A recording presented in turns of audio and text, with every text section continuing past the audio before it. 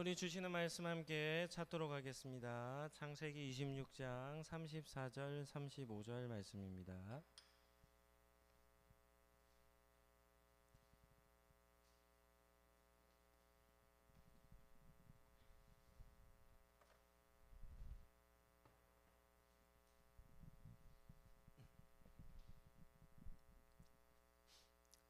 창세기 26장 34절 35절입니다.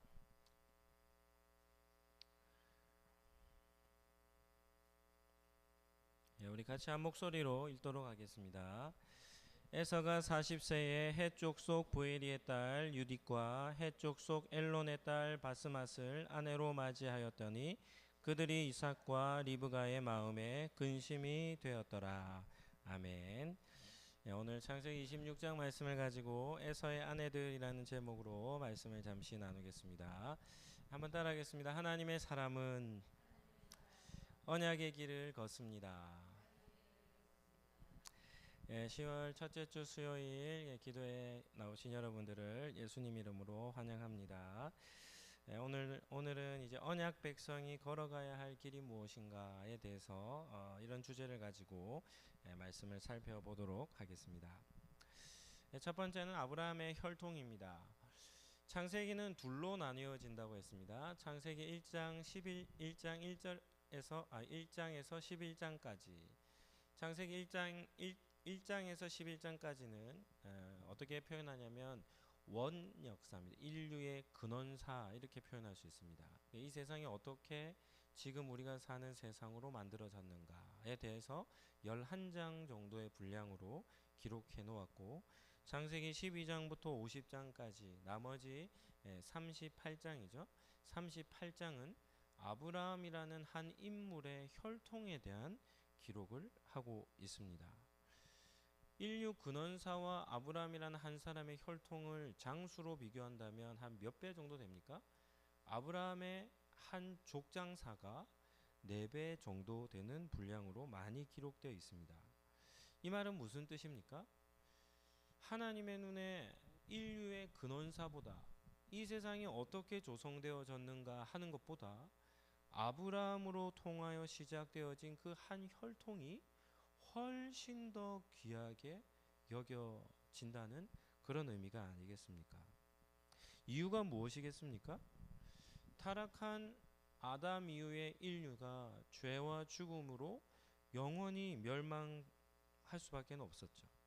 그런데 그러한 멸망 가운데 있던 사람들을 하나님께서 아브라함이라는 한 혈통을 선택하시고 그 거룩한 혈통을 통하여 어떻게 하시는 겁니까? 인류를 구원하고자 하는 계획을 세우셨기 때문에 아브라함이라는 이 혈통은 창세기에서 아주 중요한 위치를 차지하는 것입니다. 이런 질문을 한번 해보죠. 구약의 아브라함의 혈통과 신약의 혈통 중에 견줄 만한 신약의 혈통이 있겠습니까? 이러한 질문은 잘 못된 질문입니다. 왜냐하면 구약의 역사는 예수님이 오시기 전 역사고 신약의 역사는 어떻습니까? 주후입니다. 주후. 예수님이 오신 이후의 역사이기 때문에 구약의 역사와 신약의 역사를 비교한다? 그것은 포커스가 좀 다른 이유입니다. 다르기 때문입니다. 구약 전체는 오로지 하나에만 관심을 갖습니다. 구약 전체의 역사는. 그게 무엇일까요? 아브라함의 혈통입니다. 구약의 전체 역사를 한 가지로 표현한다면 아브라함의 후손에 관련된 역사입니다. 이것이 가장 중요한 것이죠. 그런데 신약은 그런 한 혈통의 역사를 기록하는 것이 아니라 무엇을 기록하는 겁니까? 복음이 확장되어져서 모든 민족에게로 퍼져나가는 데 포커스가 있습니다. 혈통이 중요한 것이 아닙니다. 육체의 혈통보다 더 중요한 것이 예수님을 믿는 믿음의 사람이죠. 믿음의 사람. 따라서 아브라함의 혈통에 관해서 성경을 살필 때 아브라함의 혈통 후손이라고 한다면 한 가지 더 기억해야 될 것이 있는데, 그것이 뭔가 하면 아브라함의 모든 자식들이 아닙니다. 어떤 자식입니까? 한 세대의 한 자식입니다. 한 세대의 한 아들이라는 겁니다. 그리고 한 세대에 그 한 아들에게만 장자의 권위, 다시 말하면 하나님과 맺은 언약의 계승권이 주어지고 그 외에 다른 아들에게는 그렇게 큰 비중을 두지 않는다는 것입니다. 이러한 관점이 야곱과 에서라고 하는 두 쌍둥이에게도 그대로 드러나게 되는 것이죠. 이것이 신약을 살아가는 우리와 큰 차이점입니다. 우리 시대는 뭐 하는 것이 하나님이 가장 기뻐하시는 일입니까? 복음이 계속해서 확장되어져 가는 것입니다. 더 많은 사람들이 구원에 이르는 것이 중요하죠. 그러나 구약은 정반대입니다. 구약에서 가장 중요한 것은 아브라함의 언약의 혈통입니다. 아브라함의 장자의 계승자, 그 한 사람이 구약에서는 가장 중요한 것이죠. 그리고 그렇게 선택받은 아들은 하나님의 말씀을 따라 믿음의 길을 걸어야 한다는 거룩한 사명이 주어져 있는 것입니다. 이삭의 때와 야곱과 에서의 때의 차이점이 있다면 어떤 차이가 있겠습니까? 이삭은 아브라함에게 있어서 독자입니다. 아들이 몇 명입니까? 하나밖에 없었습니다. 그런데 이삭의 때에 오면 아들이 몇 명입니까? 쌍둥이 아들 야곱과 에서 두 명이 되는 것이죠. 그러니까 이삭은 언약의 계승을 할 사람이 누구밖에 없는 겁니까? 이삭밖에 없었지만 이삭의 때에 와서는 어떻게 됩니까? 아브라함의 그 혈통이죠. 거룩한 혈통이 에서에게로 이어질 것인가 야곱으로 이어질 것인가 하는 이 긴장감이 이삭이 때는 이제 발생하게 되는 것입니다. 우리가 앞에서 살펴봤듯이 창세기에서 이 에서와 야곱이죠. 야곱과 에서의 긴장감은 어디서부터 시작됐습니까? 뱃속에서부터 시작했습니다. 뱃속에서부터. 태중에서부터 이 둘은 갈등하는 겁니다. 그리고 뭐 할 때도요? 출생할 때도 장자권을 가지고 다투는 거예요. 참 재미난 것은 야곱이 태어날 때 어떻게 태어났다고 합니까? 에서의 발꿈치를 잡고 그렇게 잡으면 애가 나올지 잘 모르겠는데 발꿈치를 잡고 태어났다고 하니까 태중에서부터 출생하면서부터 어떻게 합니까? 이 둘은 계속해서 장자권을 두고 치열한 갈등을 하고 있는 것이죠. 그런데 한편으로 보면 에서에게는 별로 긴장감이 없습니다. 네, 이삭에게는 누구에게 있는 겁니까? 야곱에게 있는 것이죠. 에서는 이 장자권에 대한 어떤 욕심도 없고 그냥 뭐 먼저 태어나서 자기가 장자니까 거기에 대한 긴장감이 없는데 야곱은 어떻습니까? 그것을 쟁취하기까지 포기하지 않고 모든 상황을 기회로 삼아서 어떻게 하는 겁니까? 장자권을 얻고자 몸부림을 치는 그런 야곱의 모습을 볼 수 있는 것입니다. 두 번째는 에서의 가족사입니다. 오늘 읽은 본문 창세기 26장 34절 35절은 짧은 두 절입니다. 짧은 두 절에 이 에서의 가족사가 나오죠. 26장의 문맥으로 보면 조금 어색해 보입니다. 왜냐하면 26장은 누구의 이야기였습니까? 이삭의 이야기로 가득 차 있었는데 그 마지막 부분에 이 에서의 가족사가 기록되어져 있기 때문입니다. 그런데 제가 앞에서도 한번 설명했듯이 창세기의 문맥으로 보면 뭐가 더 어색하다고 했습니까? 이삭의 26장에 나오는 이삭의 인생의 여정이 더 어색하다고 했죠. 이유가 뭡니까? 25장에 에서와 야곱이 출생한 이후에는 이삭에게 관심이 있는 것이 아니라 이 저자가 누구에게 관심이 있습니까? 이 쌍둥이에게 관심이 있습니다.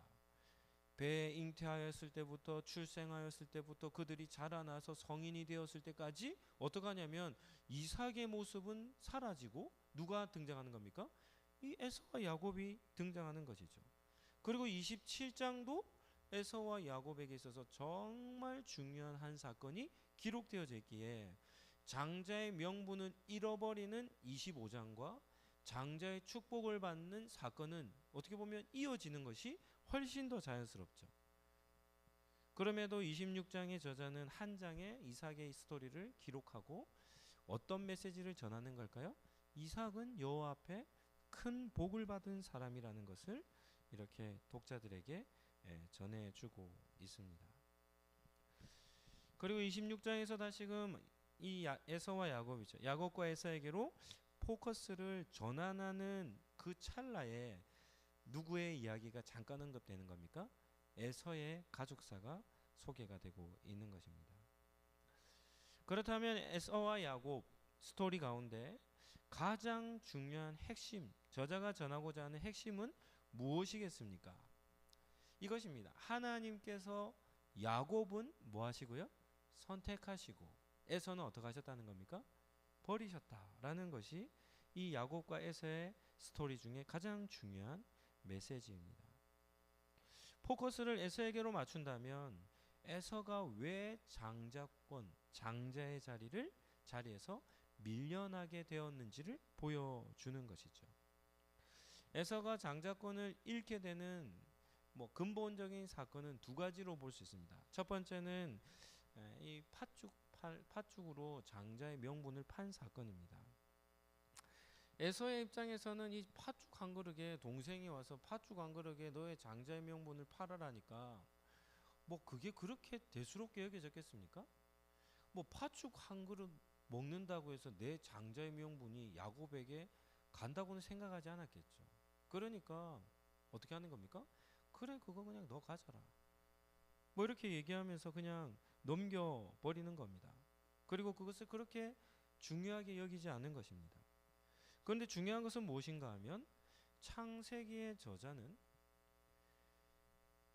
야곱과 에서가 출생한 사건과 장자의 축복을 받는 사건 사이에 한 가지 사건을 딱 기록해놨는데 그것이 어떤 사건입니까?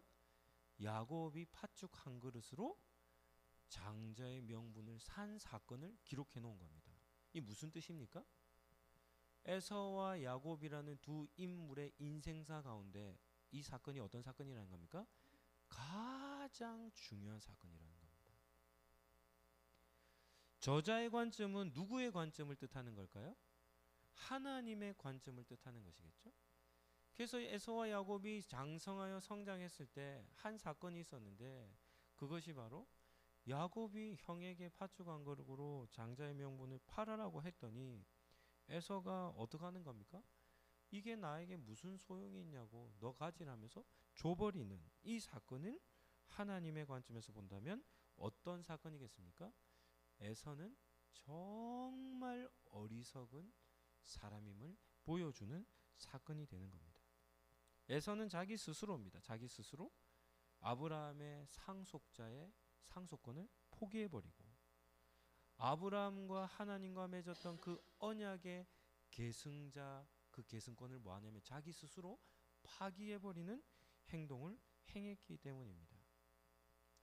이 사실을 에서는 깨닫지 못했지만 하나님은 이 에서의 삶을 주목해보고 계셨고 이러한 사건을 통해 이 장자의 명분이 누구에게로 가는 겁니까? 야곱에게로 갔음을 창세기는 정확하게 기록을 하고 있는 겁니다. 창세기 25장 32절입니다. 창세기 25장 32절. 이 중요한 본문이니까 같이 한번 읽어보겠습니다. 시작.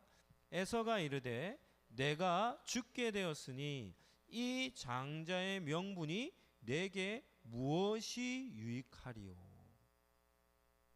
성경에 보면 불신앙을 가진 사람들이 내뱉는 정말 어리석고 바보스럽고 악한 이런 표현들이 있거든요. 말들이 있거든요. 정말 바보 같은 성경에서 잠언이나 이런 데 전도서에 보면 어리석은 미련한 이런 표현이 있죠. 이거는 단순히 머리가 나쁘다 이런 뜻이 아니라 어리석다 미련하다는 말은 다르게 표현하면 악하다는 겁니다. 악하다는 뜻입니다.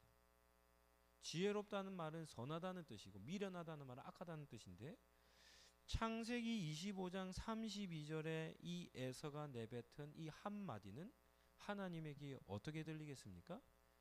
가장 어리석은 말, 어떻게 보면 정말 불경스러운 말, 아브라함의 후손에게서는 절대로 입에 담아서는 안 될 악한 말이 어떤 말이냐면 지금 에서가 내뱉은 이 한마디입니다. 내가 죽게 되었으니 이 장자의 명분이 내게 무엇이 유익하리요. 이 장자의 명분, 아무짝에도 쓸데없다는 겁니다. 하나님께서 에서의 이 말을 들으셨다면 하나님 어떤 마음을 가지셨겠습니까? 속에서 노를 바라지 않으셨겠습니까? 저런 미련한 사람 녀석을 보았나. 그것의 가치를 조금도 알지 못했기 때문이죠. 그래서 하나님은 장자의 명분을 하찮게 여겼던 에서를 어떻게 하시냐면 하찮게 여기신 것입니다. 그래서 그 팥죽 한 그릇에 장자의 명분을 팔았던 사건이 에서가 장자의 명분을 박탈당한 사건으로 성경은 기록해 놓은 것이죠. 이것이 에서가 장자가 될 수 없었던 첫 번째 사건이었습니다. 에서가 장자권이 박탈된 두 번째 사건이 무슨 사건인가 하면 오늘 읽은 본문입니다. 에서의 결혼 사건입니다. 우리는 아브라함이 창세기 25장에서 아브라함의 노년에 아브라함 인생에서 정말 중요한 한 가지 과업이죠. 인생의 과업이 하나 있었는데 그게 무엇이었습니까? 자기 아들 독자 이삭을 뭐 하는 겁니까? 결혼시키는 거였습니다. 그런데 아브라함은 이 이삭의 결혼을 어떻게 여깁니까? 자기 인생사의 가장 중요한 절대적인 가치를 여길 정도로 중요하게 여깁니다. 자기 종들 중에 제일 신뢰할 만한 엘리에셀을 불러 자기의 허벅지 밑에 손까지 넣게 하며 여호와의 이름으로 맹세시켜 절대 이삭의 배우자는 누구를 데려와야 된다는 겁니까? 가나안 여인 말고 어디에서요? 자기의 친족에게서 데려와야 된다는 것을 철저하게 맹세시켜 그 일을 맡기는 것이죠. 이유가 무엇입니까? 아브라함의 혈통은 거룩한 혈통이 되어야 합니다. 그럼 여기서 말하는 거룩한 혈통을 유지하는 방법이 무엇입니까?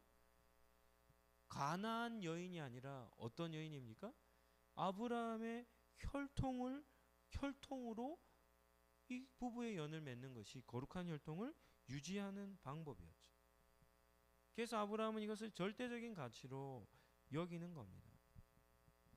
그런데 이런 관점으로 본다면 오늘 창세기 26장에 나오는 이 에서의 결혼 어떻게 볼 수 있습니까?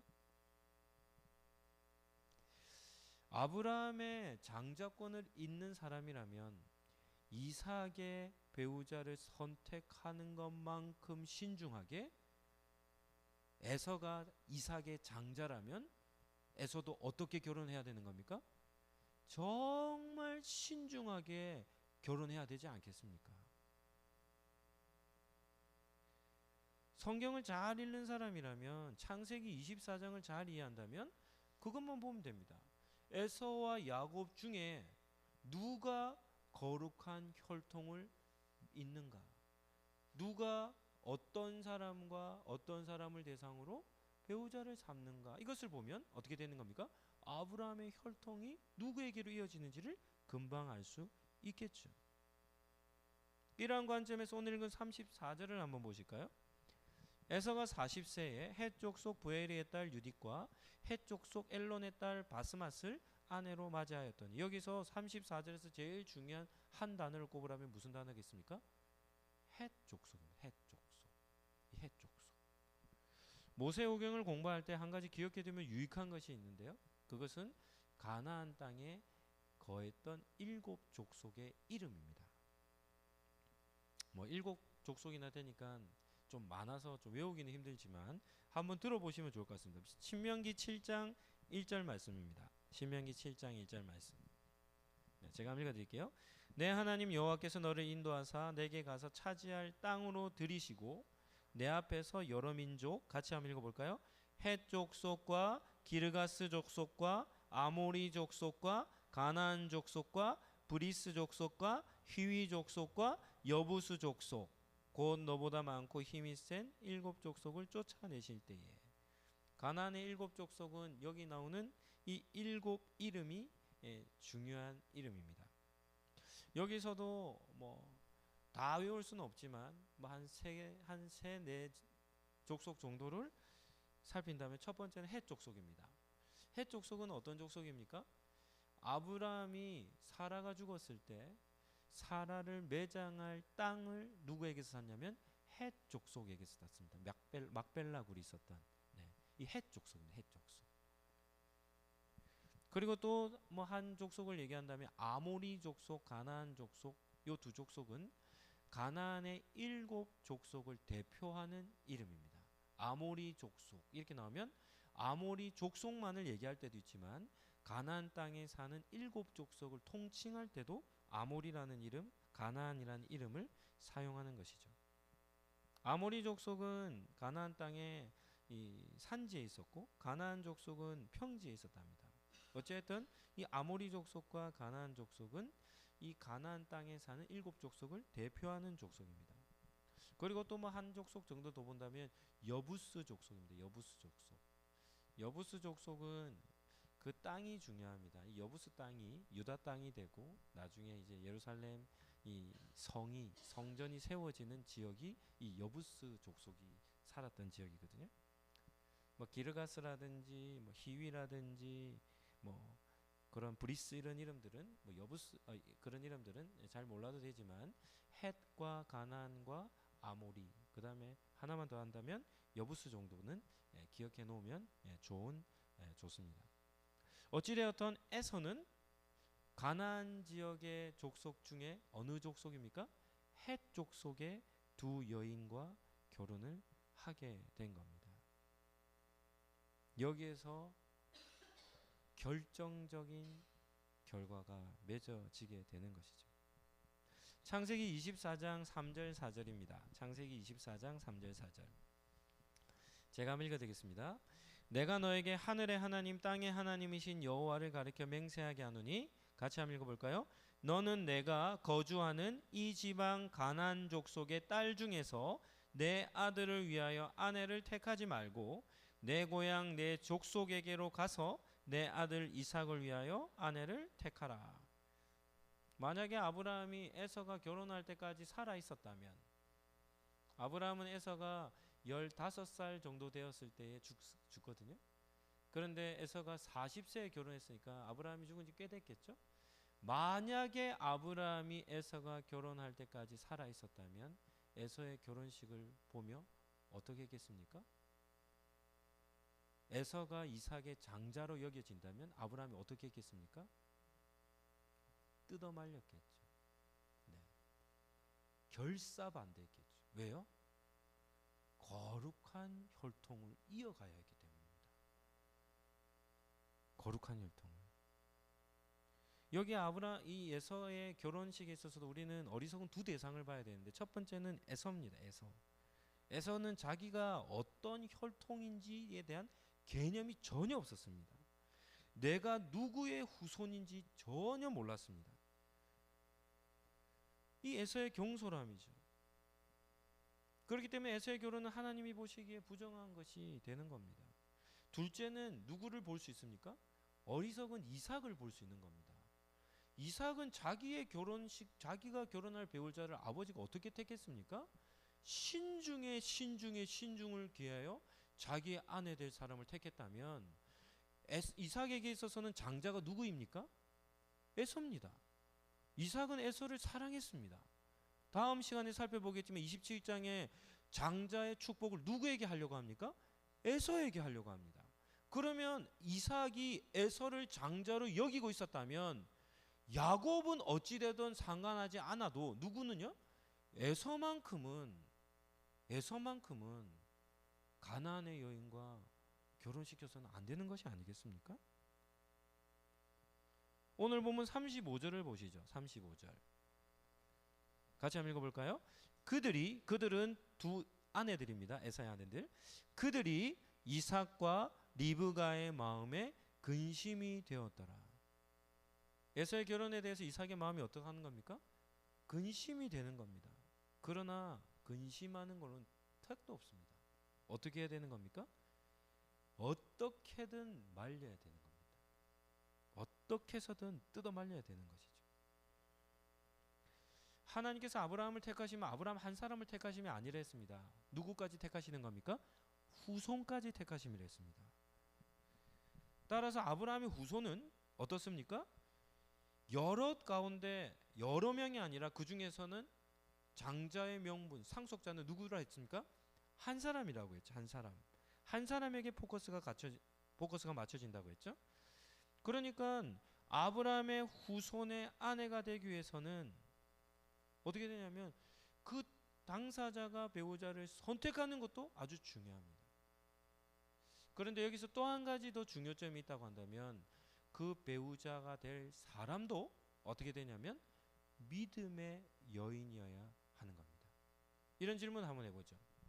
지금까지는 뭘 강조했냐면 아브라함의 친족이라고 하는 여인의 혈통을 강조했지만 이런 질문 해보겠습니다. 아브라함의 후손이 될 배우자라면, 여인이라면 혈통이 중요하겠습니까? 믿음이라는 요소가 중요하겠습니까? 뭐가 더 중요하겠습니까? 오늘 본문까지로 본다면 혈통이 중요합니다. 혈통이. 그런데 이후의 역사로 본다면 뭐가 더 중요합니까? 믿음이 더 중요합니다. 가장 베스트는 뭘까요?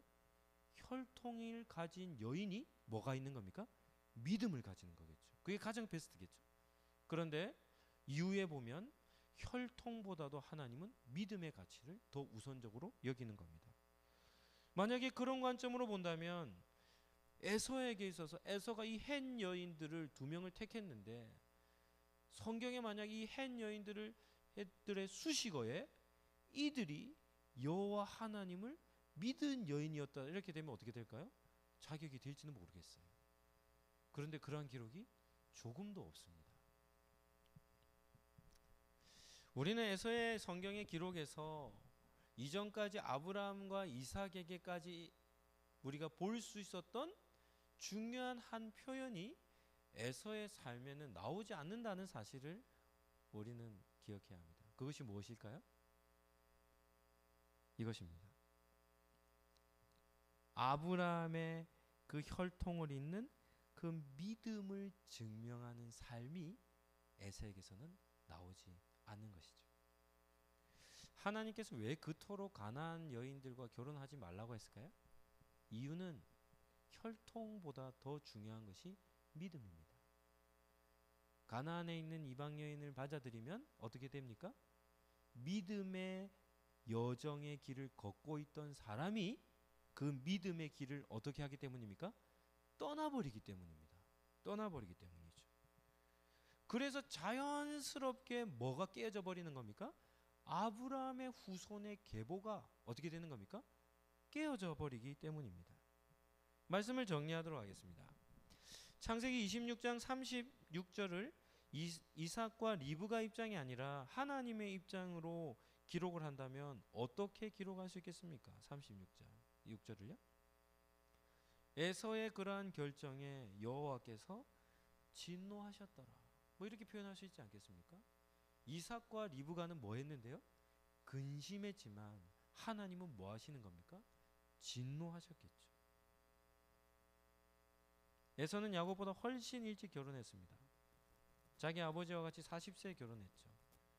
그러나 그는 아브라함의 후손으로서 결코 용납될 수 없는 그런 결혼을 한 겁니다. 이 에서의 결혼과 신약 시대에 우리 시대로 한다면 뭐 우리도 이렇게 불신자와의 결혼 이렇게 비교한다면 어떻게 될까요? 비교 안 됩니다. 우리 시대의 불신자와 결혼하는 것과 에서가 가나안 여인과 결혼했다. 이거는 비교할 대상이 안 됩니다. 왜요?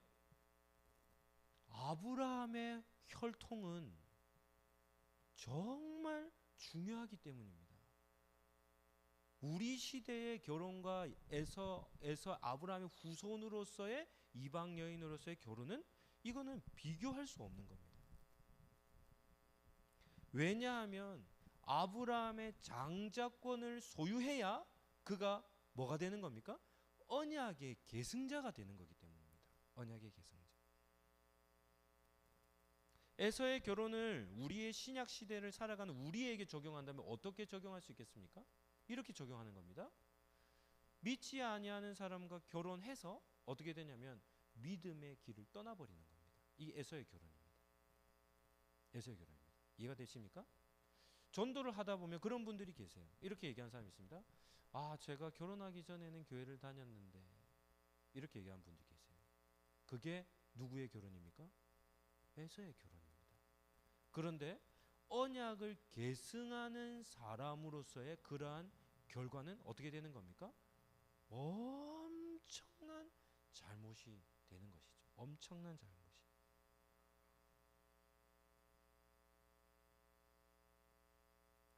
하나님과 맺은 언약을 파기한다? 있을 수 없는 일이지 않습니까? 오늘 본문을 통해서 하나님께서 저와 여러분에게 전하고자 하시는 메시지는 무엇이겠습니까? 어떠한 경우라 하더라도 우리가 소유한 믿음은 어떻게 해야 되는 겁니까? 끝까지 지켜내는 겁니다. 끝까지 지켜내는 겁니다. 앞에서 잠깐 말씀드렸듯이 에서의 기록에서 등장하지 않는 내용이 이겁니다. 에서가 제단을 쌓고 여호와의 이름을 불렀더라. 이런 기록이 없습니다. 아브라함은 제단을 쌓고 누구의 이름을 부릅니까? 여호와의 이름을 부릅니다. 아브라함의 계승자인 이삭은 제단을 쌓고 누구의 이름을 부릅니까? 여호와의 이름을 부릅니다. 그런데 그 다음 세대인 에서와 야곱에 오면 야곱은 제단을 쌓고 누구의 이름을 부릅니까? 여호와의 이름을 부르는데 에서는 어떻습니까? 그러한 기록이 성경에서 찾아볼 수 없는 것입니다. 그렇기 때문에 에서는 이 아브라함의 언약의 계승자가 되지 못하는 겁니다. 스스로 그 권리를 박탈하고 만 것이죠. 하나님께서 왜 에서의 가정사를 보시며 노를 바랄 수밖에 없었을까요? 아브라함의 믿음의 길에서 그는 떠나버린 결과를 맺었기 때문입니다. 우리가 가지고 있는 믿음은 참 소중합니다. 이 믿음 다른 조건들로 인해서 막 교회 신앙생활을 떠나버리는 이런 사람들을 보면 정말 안타깝죠. 왜냐하면 우리가 가지고 있는 믿음은 어떤 겁니까? 절대적 가치입니다. 절대적 가치. 그 말은 무슨 말인가 하면 이 세상에 어떤 것과도 비교할 수 없는, 어떤 것과도 비교될 수 없는 이 절대적 가치가 있는 것이죠. 우리가 소유한 이 믿음이 아브라함의 후손임을 증명해내는 가장 중요한 요소가 되기 때문입니다. 불신자보다 더 어리석은 사람들이 있습니다. 어떤 사람들이겠습니까? 믿음의 길에 들어섰다가 다시 어떻게 되는 겁니까? 떠나는 겁니다. 돌아서 버리는 것이죠. 이것이 바로 에서와 같은 삶의 모습이라는 겁니다. 오늘 기도의 자리에 나오신 우리 성도님들은 끝까지 믿음을 지켜내시기를 예수님 이름으로 축복합니다. 믿음의 여정은 뭐가 중요하겠습니까? 과정도 중요한데요. 뭐도 중요합니까? 결과도 중요합니다. 우리의 죽음의 그 끝에 우리는 어디에 서 있어야 합니까? 천국문에 서 있어야 하는 겁니다. 이것이 중요하죠. 예수 그리스도만이 유일한 소망이요 참된 소망인 것을 믿고 끝까지 믿음의 여정을 걷다가 포기하는 것이 아니라 완주하는 것, 이것이 가장 중요한 겁니다. 그래서 예수님께서 계시록에 보면 7 교회들에게 뭐라고 얘기합니까? 끝까지 믿음을 지키는 자, 이렇게 나오죠. 끝까지 믿음을 지키는 자에게는 복이 있다는 겁니다. 한번 따라하도록 하겠습니다. 기도자는 언약의 길에서 떠나지 않습니다.